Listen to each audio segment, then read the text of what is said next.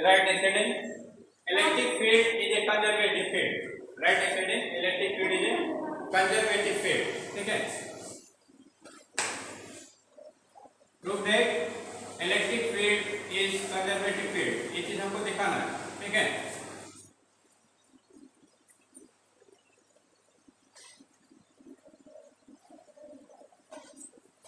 आपको क्या दिखाना है? आपको दिखाना है कि electric field is a conservative field है, इसे दिखाना. तो what is conservative field? Or conservative force. Conservative field या कंजर्वेटिव फोर्स क्या होता है? If work done by field or force depends only on initial and final position. Depends only on initial and final position. ठीक है, it does not depend path followed by the particle. It does not depend path followed by the particle. Then such field are force is known as conservative field or conservative force. ठीक है, if work done by field or force depends only on initial and final position. It does not depend on path followed by the particle. Then such field or force is known as conservative field or force. इस type की field या force को क्या कहते हैं? Conservative कहते हैं. ठीक है, तो देखिए जैसे एग्जाम्पल बताइए, ग्रेविटेशनल फोर्स और ग्रेविटेशनल फील्ड, ये कैसा बताइए? कंजर्वेटिव है. कैसा है? कंजर्वेटिव. अब जैसे नॉन कंजर्वेटिव में बताइए एग्जांपल. नॉन कंजर्वेटिव में जैसे फ्रिक्शनल फोर्स है. ठीक है, तो फ्रिक्शनल फोर्स कैसा होगा बताइए? ये नॉन कंजर्वेटिव होगा, क्योंकि जैसे पेपर दीजिए. इधर देखिए, इधर देखिए. अरे हाँ देखिए, जैसे ये है, तो अगर किसी पार्टिकल को जो है हम इस सरफेस पर चलाते हैं, डायरेक्ट में चलाते हैं, तो शॉर्टेस्ट पाथ कवर करेगा ना. तो यहाँ क्या कंजर्वेटिव, यहाँ पर जो फ्रिक्शन फोर्स होगा कम लगेगा. लेकिन अगर इसी पार्टिकल को यूँ चलाते हैं, यूँ ले जाए, फिर यूँ ले जाए, फिर यूँ ले जाए, फिर यूँ ले जाए, हैं, ठीक है, तो ज़्यादा कंजर्वेटिव फोर्स, ज़्यादा फ्रिक्शन फोर्स लगेगा, तो ज़्यादा वर्क करना पड़ेगा. क्या करना पड़ेगा? ज़्यादा वर्क करना पड़ेगा ना. अगर यूँ मूव कराते हैं, ठीक है, यूँ मूव कराते हैं तो ज़्यादा वर्क करना पड़ेगा, ये ना. ठीक है, और यूँ मूव कराते हैं तो सबसे कम फोर्स करना पड़ेगा, सबसे कम वर्क करना पड़ेगा. तो ये फ्रिक्शन फोर्स क्या होगा बताओ? Non conservative. फ्रिक्शन फोर्स कैसा होगा? नॉन कंजर्वेटिव, क्योंकि ये पाथ पर डिपेंड कर रहा है. किस पर डिपेंड कर रहा है बताइए? पाथ पर. जब ये शॉर्टेस्ट पाथ कवर कर रहा है तो कम वर्क हो रहा है, लॉन्गेस्ट पाथ कवर कर रहा है तो ज़्यादा वर्क हो रहा है ना. तो फ्रिक्शन फोर्स या विस्कस फोर्स क्या होंगे? नॉन कंजर्वेटिव होंगे ना. ठीक है, लेकिन जैसे ग्रेविटेशनल फोर्स है, इलेक्ट्रिक फोर्स है, मैग्नेटिक फोर्स है, ये सब क्या होते हैं? कंजर्वेटिव होते हैं. जितने सेंट्रल फोर्स होते हैं वो क्या होते हैं? कंजर्वेटिव. ठीक है, इनमें जो है work done not depend on path. इसमें जो है जो वर्क डन होता है पाथ पर नहीं डिपेंड करेगा. पार्टिकल किसी भी पाथ को फॉलो करे, चाहे छोटा पाथ फॉलो करे, चाहे लॉन्गर स्मॉलर पाथ फॉलो करे, लॉन्गर पाथ फॉलो करे, ठीक है, कोई भी पाथ फॉलो करेगा, वर्क डन केवल इनिशियल और फाइनल पोजीशन पर डिपेंड करेगा. वर्क डन किस पर डिपेंड करेगा? इनिशियल और फाइनल पोजीशन पर ना. तो if work done by force और field depends only on initial and final position, then such force और field is known as conservative force और फील्ड. ऐसे फोर्स या फील्ड क्या कहलाती है? कंजर्वेटिव कहलाती है. ठीक है, तो चलिए आइए, तो कंजर्वेटिव में हमको प्रूव करना कि इलेक्ट्रिक फील्ड हमारी क्या कंजर्वेटिव फील्ड है. इसके लिए क्या करते हैं? इसके लिए जो है ये आपका एक्स एक्सिस है, ये वाई एक्सिस है ना, ये आपका जेड एक्सिस. ठीक है, तो मानते हैं कि कोई चार्ज को जो है सेंटर को ऊपर रखा गया, कोई चार्ज को जो है कहाँ पर रखा गया? सेंटर को ऊपर रखा गया ना. तो जब सेंटर को ऊपर रखा गया, then it reduce electric field. ये क्या करेगा? इलेक्ट्रिक फील्ड रिड्यूस करेगा ना. ठीक है, इन ऑल डायरेक्शन है, क्योंकि ये स्पेस को मॉडिफाई करेगा, और इस मॉडिफाइड स्पेस में अगर कोई दूसरा चार्ज पार्टिकल आएगा तो उसको फोर्स लगने लगेगा, और इसलिए वो स्पेस क्या कहलाएगा? फील्ड कहलाएगा. तो मानते हैं कि कोई पार्टिकल जो है पॉइंट ए से पॉइंट बी तक ले जाया जाता है. पॉइंट ए है, ठीक है, और ये पॉइंट बी है, और पॉइंट ए से पॉइंट बी तक पार्टिकल को ले जा रहे हैं, किसी चार्ज Q0 को ले जा रहे हैं ए से बी तक. अब ए से बी तक ले जाने के लिए बहुत सारे पाथ हैं। आप जो है डायरेक्टली ए टू बी ले जा सकते हैं, यू ले जा सकते हैं, ठीक है ना, ठीक है। या फिर आप जो है यू ले जा सकते हैं, यू ले जा सकते हैं, या फिर यू ले जा सकते हैं, ठीक है, यू ले जा सकते हैं, बहुत सारे पास से ले जा सकते हैं ना। लेकिन जितने भी पास से ले जाएगा सब में वर्णन एक ही रहेगा। चाहे आप जो है पार्ट 1 यूज करिए, पार्ट 2 यूज करिए, पार्ट 3 यूज करिए, किसी भी पार्ट को फॉलो करेगा सब में वर्णन एक ही रहेगा। ये चीज हमको प्रूव करना है। अगर ऐसा मिलता है तब फिर ये कंजर्वेटिव फील्ड हो जाएगा, अगर नहीं मिलता है तो नहीं होगा, ठीक है। अगर वर्ड डन जो है डिपेंड्स ऑन द पार्ट मिलेगा तो जो है नॉन कंजर्वेटिव हो जाएगा, और अब if word done not depend on part होगा तो कंजर्वेटिव हो जाएगा, ठीक है। तो चलिए इसके लिए आ जाइए। अब इसके लिए जो है क्या करते हैं, जैसे मानते हैं कि पार्टिकल आपका जो है पोजीशन ए से पोजीशन बी तक जाता है, पोजीशन ए से, जैसे ए बी है, इसको पी ले लेते हैं, पी है ए क्यू ना, पी से क्यू तक इसको ले जाते हैं, पी से क्यू तक क्या कर रहे हैं, ले जा रहे हैं। तो पोजीशन वेक्टर आप क्या ले रहे हैं, आर ए का पोजीशन वेक्टर क्या ले रहे हैं, आर ए ले लेते हैं, ठीक है। और बी का पोजीशन वेक्टर क्या ले रहे हैं, आर बी, ए का पोजीशन वेक्टर आर ए,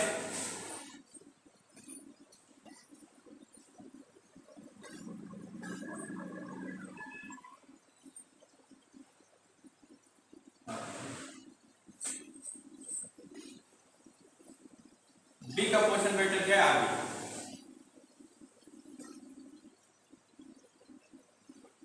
है ना यार, ठीक है। अब हम क्या करते हैं, पार्टिकल को पी से क्यू तक ले जा रहे हैं, ये पी है, मानते हैं ये क्यू है आपका, ठीक है, पी तो पी से क्यू तक ले जाते हैं। तो देखिए एक छोटा सा डिस्प्लेसमेंट आप दे रहे हैं, कितना दे रहे हैं बताओ, एक छोटा सा डिस्प्लेसमेंट डीएल दे रहे हैं, डीएल डिस्प्लेसमेंट है, DL is very small, DL इसलिए ले रहे हैं क्योंकि इस स्मॉल डिस्प्लेसमेंट के लिए फोर्स कांस्टेंट हो जाएगा, फोर्स क्या हो जाएगा, कांस्टेंट हो जाएगा ना, इसलिए स्मॉल डिस्प्लेसमेंट ले रहे हैं। जैसे ज्यादा डिस्प्लेसमेंट होगा तो फोर्स आपका कांस्टेंट नहीं रहेगा। तो चलिए फिगर को क्लियर करने के लिए यहाँ थोड़ा बात कर देते हैं, ठीक है।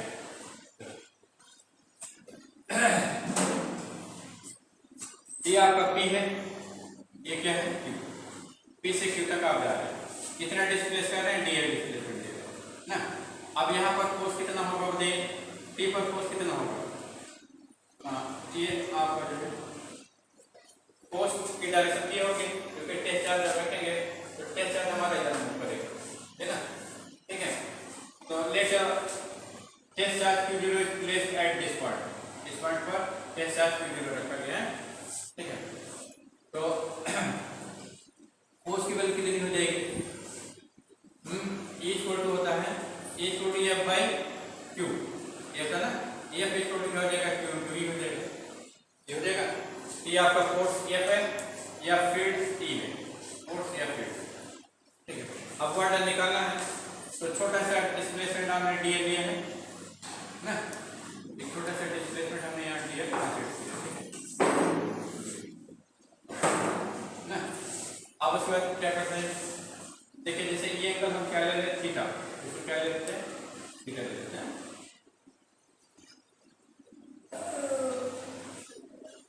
इसको थीटा लेते हैं। अब इसके कंपोनेंट करते हैं, यहाँ से नाम वगैरह कर दीजिए,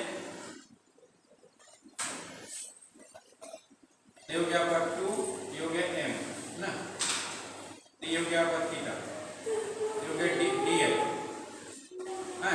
अब ये पार्ट क्या हो जाएगा, dl cos थीटा हो जाएगा, dl cos थीटा हो जाएगा आपका dl cos theta, dl cos theta, ठीक है। ये आपका p,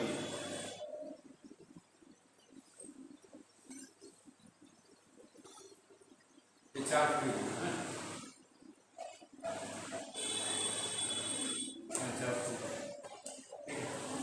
तो देखिए पार्टिकल आपका जो है जैसे पी से क्यू तक जा रहा है तो फोर्स के डायरेक्शन में कितना डिस्प्लेस हो रहा है, फोर्स की डायरेक्शन में पी पीएम डिस्प्लेस हो रहा है, कितना डिस्प्लेस हो रहा है, पीएम। पोस्टेड एसिड डिस्प्लेसमेंट कितना बन रहा है, पीएम बन रहा है ना। तो चलिए, तो डीडब्ल्यू कितना हो जाएगा, DW is equal to force into displacement in the direction of force ना। तो फोर्स आपका क्या है, एफ है, डिस्प्लेसमेंट कितना है, डीएल cos थीटा है, डिस्प्लेसमेंट कितना है, डीएल cos थीटा। तो डीडब्ल्यू वैल्यू ये हो गई, तो डीडब्ल्यू इज इक्वल टू क्या हो जाएगा, फोर्स की वैल्यू आपका क्यू है, क्यू रख दिया मैंने, अब डीएल cos थीटा हो गया है ना। अच्छा चलिए, इसका पोजीशन वेक्टर हम क्या ले ले रहे हैं, टी का पोजीशन वेक्टर आर ले ले रहे हैं, ठीक है। अब क्यू का पोजीशन वेक्टर क्या ले ले रहे हैं, आर प्लस डी आर, इसका पोजीशन वेक्टर कितना ले ले रहे हैं, आर प्लस डी आर। तो देखिए ये जो आपका पीएम वैल्यू है ये क्या है, डी आर, ये वैल्यू आपकी क्या होगा, डी आर है ना, क्योंकि यहाँ से जब नाम करेंगे, ठीक है, तो पीएम हमारा डी आर हो जाएगा। तो पीएम इक्वल टू कितना है, डी आर और equal to D L cos theta, D R की वैल्यू आप निकाल सकते हैं, डी एल cos थीटा है ना। तो डी एल cos थीटा के प्लेस पर हम डी आर ले सकते हैं, क्या ले सकते हैं, डी आर ले सकते हैं, क्योंकि देखिए ये लेंथ जो है, ये लेंथ दोनों सेम होगा, ये लेंथ सेम होगी, क्योंकि ये रेक्ट एंगल है, देखिए ये आपका रेक्ट एंगल है ना, देखिए आप देखिए रेक्ट एंगल है, इसलिए ये लेंथ सेम होगी है, ठीक है। तो ये लेंथ हमारी क्या आर है, ये length R plus D R थोड़ा ज्यादा है, तो ये डी आर लेंथ भी हमारा डी एल cos थीटा, ये डी आर लेंथ जितनी है तो ये इसकी वैल्यू क्या है, डी एल cos थीटा, ठीक है।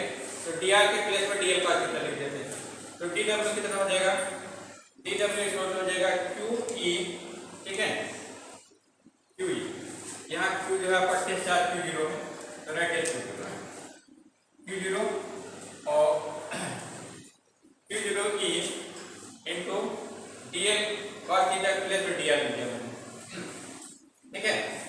अब चलिए वर्क निकालिए, तो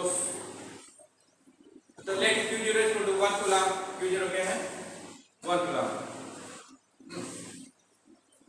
तो ये डी डब्ल्यू कितना हो जाएगा, डी डब्ल्यू हो जाएगा ई इंटू डी आर हो जाएगा, ई इंटू डी आर है ना, ठीक है। तो ई इंटू डी आर हो जाएगा। अब ई की वैल्यू रख दीजिए, क्योंकि देखिए फील्ड क्या होती है, field is the electric force experience by unit positive charge ना। फील्ड क्या होता है, electrostatic force experience by unit positive charge, unit positive charge जितना फोर्स फील करता है वही फील्ड होती है, इसलिए क्यू का मान वहां रख दिया, क्योंकि हमको फील्ड को कंजर्वेटिव दिखाना है, ठीक है, इसलिए फील्ड में बदल दिया इसको। अब फील्ड की वैल्यू रख देते हैं, फील्ड वैल्यू कितनी है बताओ, कैपिटल क्यू से फील्ड कितना बनेगा, 1/4 पाई एप्सिलॉन नॉट, ठीक है, capital Q by R square D R, capital Q by R square D R, ये हो जाएगा, ठीक है। ये हो गया आपका वर्ड है। अब क्या करते हैं, अब इस नेटवर्क निकाल लेते हैं। तो नेटवर्क निकालने के लिए क्या करेंगे बताइए, जैसे एक स्मॉल डिस्प्लेसमेंट पीक्यू के लिए आपने वर्क निकाला है, इसने के लिए, तो देखिए ये जो ये डिस्प्लेसमेंट है जो कर्व पाथ पर चल रहे हैं, तो this path can be broken into infinite number of segment of length DL, जैसे डीएल लेंथ यहाँ ले लिया हमने, डीएल लेंथ यहाँ ले लीजिए, डीएल लेंथ यहाँ ले लीजिए, डीएल यहाँ ले लीजिए, यहाँ ले लीजिए, तो सभी डीएल के करस्पॉन्डिंग वर्क निकाल लीजिए और उसके बाद जोड़ लीजिए ना, then you get net work, ठीक है। तो प्रोसेस ऑफ कंटीन्यूअस एडिशन क्या कहलाता है, इंटीग्रेशन कहलाता है, प्रोसेस ऑफ कंटीन्यूअस एडिशन क्या कहलाता है, इंटीग्रेशन। तो कहने मतलब इसी वर्क को हम इंटीग्रेट कर दें, जैसे भी तक अगर इंटीग्रेट कर दें तो हमको नेटवर्क मिल जाएगा, नेटवर्क क्या मिल जाएगा ना, ठीक है। तो net work done by the field क्या हो जाएगा, net work done by the field, या लिखते net work done by the field, by the electric field displacing charge positive, displacing charge positive from A to B, A से B तक displace करने में कितना वर्क करना, फील्ड को कितना वर्क करना पड़ेगा बताइए। W को हो जाएगा integration of A to B मतलब लोअर लिमिट आपकी हो जाएगी position of A, upper limit हो जाएगी पोजीशन वेक्टर ऑफ B। तो पोजीशन वेक्टर ऑफ A कितना आपने माना RA, position vector of A कितना माना आपने RA, तो यहाँ RA लिख दीजिए, क्या लिखिएगा है ना, यहाँ RA लिख देते हैं। पोजीशन वेक्टर ऑफ B हमने RB माना तो RB लिख दीजिए, into 1/4 pi epsilon not Q/4 pi epsilon not एक साथ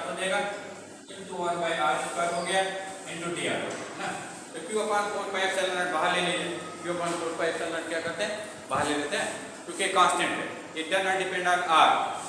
तो integration of constant time function इसको to constant time integration of function. तो इसके अकॉर्डिंग ये चीज हमारा बाहर हो जाएगी, ये चीज क्या हो जाएगा, ये पूरी क्वांटिटी अभी बाहर हो जाएगी। इसलिए डब्ल्यू इक्वल टू क्या हो जाएगा, डब्ल्यू इक्वल टू हो जाएगा q upon 4 pi epsilon naught, ठीक है, integration of R A to R B R minus 2 dr, है ना। यहाँ से डब्ल्यू इक्वल टू कितना हो जाएगा, यहाँ से डब्ल्यू इक्वल टू हो जाएगा q upon 4 pi epsilon naught, ठीक है। अब इसको इंटीग्रेट करिए तो कितना हो गया, r minus 2 plus 1 upon minus 2 plus 1, ठीक है, R A to R A to, है ना। ऊपर डब्ल्यू इक्वल टू कितना हो गया, ये हो गया q upon 4 pi epsilon naught ना, ये हो गया minus 1 upon R B to R B to, है ना, ठीक है। तो डब्ल्यू इक्वल टू हो जाएगा minus q upon 4 pi epsilon naught, ठीक है, 1 upon R B to R B to. अब इसमें अपर लिमिट रखेंगे फिर माइनस लोअर लिमिट ना, डेफिनेट इंटीग्रेशन निकालने का मेथड क्या होता है, पहले अपर लिमिट लिखा जाता है फिर लोअर लिमिट रखा जाता है। तो डब्ल्यू सोल्यूशन हो जाएगा minus q upon 4 pi epsilon naught, ठीक है, 1 upon R B minus 1 upon R ना। तो आप माइनस से इसके अंदर मल्टीप्लाई कर दीजिए तो डब्ल्यू इक्वल टू क्या हो जाएगा, q upon 4 pi epsilon naught, ठीक है, 1 अपॉन आर ए, माने नेगेटिव टर्म पॉजिटिव हो जाएगा, माइनस से मल्टीप्लाई होगा तो पॉजिटिव हो गया, ये नेगेटिव हो जाएगा, माइनस 1 अपॉन आर बी। तो हम क्या दे रहे हैं, जो वर्क है हमारा वो पाथ पर डिपेंड कर रहा है।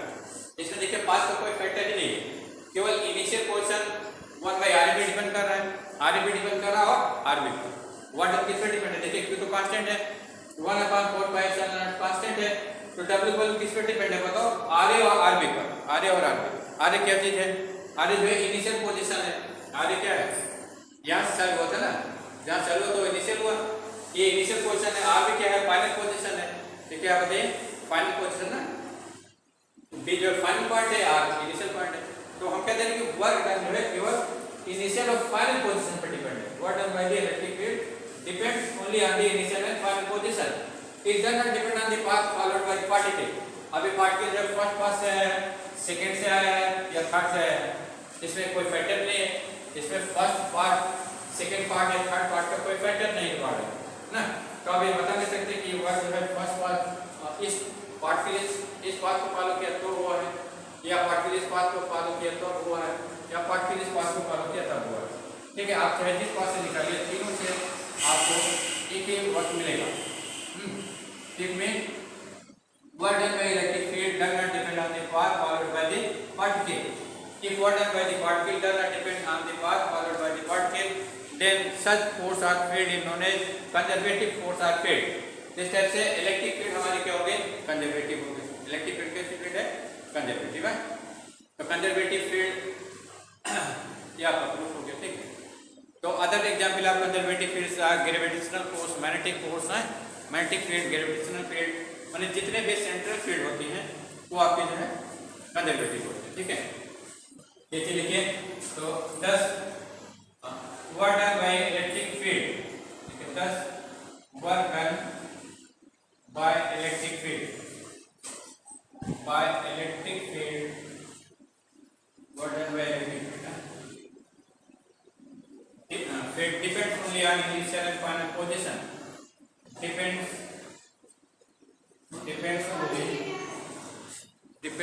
Only on initial and final position, initial and final position, initial and final position, ठीक है, initial and final position है, ठीक। so electric field or electric force is conservative field or conservative force है, ठीक है। so electric field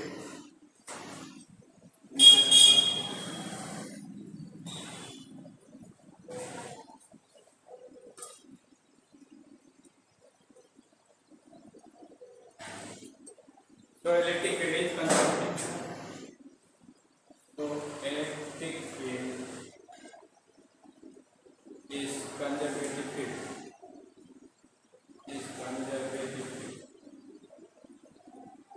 इस type से आपका प्रूफ हो गया। अगर आ जाए कि प्रूफ है electric field is conservative field है, तो ये स्टेप दिखाना पड़ेगा आपको। ठीक है, जैसे पूछा जाए कि प्रूफ है electric field is conservative field, तो आपको ये स्टेप दिखाना पड़ेगा। ठीक है, हाँ। और कंजर्वेटिव देखिए, सबसे पहले ये डेफिनेशन लिख लेना, ये पहले लिखिएगा यहाँ पर कंजर्वेटिव फील्ड की डेफिनेशन यहाँ लिखिएगा। कंजर्वेटिव फील्ड, कंजर्वेटिव फील्ड क्या होते बताइए? फील्ड देखिए, हाँ आपने क्या प्रूव किया है?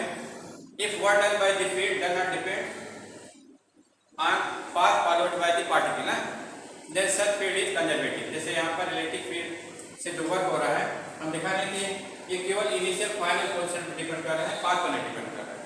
तो जब वर्क डन जो है केवल इनिशियल और फाइनल पोजीशन पर डिपेंड करता है, पाथ पर नहीं डिपेंड करता है, तो इस टाइप के फील्ड को हम क्या कहते हैं? कंजर्वेटिव कहते हैं। क्या कहते हैं? कंजर्वेटिव। ये चीज आपको लिखना है। If work done by the field, if work done by the field, if work done by the field, if work done by the field does not depend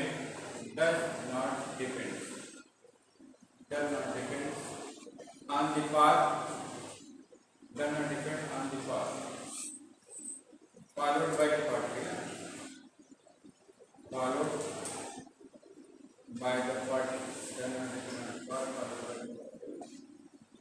it depends only, it depends only on initial and final position. It depends only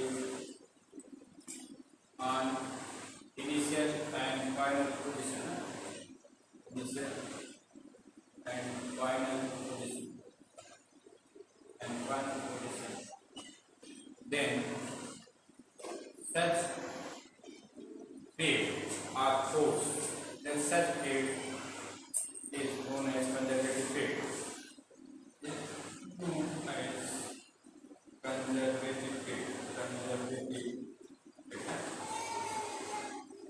तो conservative field के example बताइए। एक तो आपने proof किया electric field conservative field है, और कोई एग्जांपल बताइए? ग्रेविटेशनल फील्ड, ठीक है। कंजर्वेटिव फील्ड में एग्जांपल लिख लीजिए। एग्जांपल में एक तो आपने इलेक्ट्रिक फील्ड प्रूव कर दिया, ठीक है, इलेक्ट्रिक फील्ड, और दूसरा आप जो है ग्रेविटेशनल फील्ड लिख लीजिए। ग्रेविटेशनल फील्ड है, ग्रेविटेशनल फील्ड, मैग्नेटिक फील्ड है, मैग्नेटिक फील्ड, ठीक है, या ऑल सेंट्रल फील्ड, ठीक है। जितने भी सेंट्रल फील्ड होंगे या सेंट्रल फोर्स होंगे वो आपके इसमें आते हैं, ठीक है। चलिए, कॉपी करिए।